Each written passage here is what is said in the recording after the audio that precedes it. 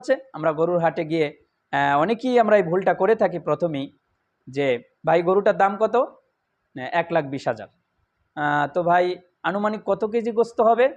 নাউজুবিল্লাহ। আপনি এটা কি করলেন?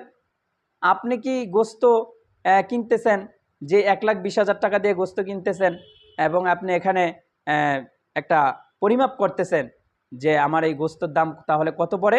নাউজুবিল্লাহ। আপনি কি গোস্ত খাওয়ার জন্য এবং গোস্ত কত পড়ে দামে এটার জন্য কুরবানি দিতেছেন, নাকি একমাত্র আল্লাহর জন্য কুরবানি দিতেছেন?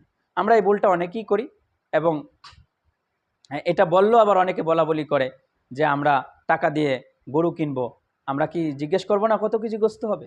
আপনি কি গোস্ত কত কেজি হবে এই জন্য কুরবানি দিচ্ছেন, নাকি আল্লাহর জন্য দিচ্ছেন? ভাই কুরবানি একটি ইবাদত, অত্যন্ত সতর্কতার সাথে আমি কুরবানি দিব। আমি গরু কিনি, মহিষ কিনি, দুম্বা কিনি, ভেড়া কিনি, বকরি কিনি, হৃষ্টপুষ্ট কিনবো, এবং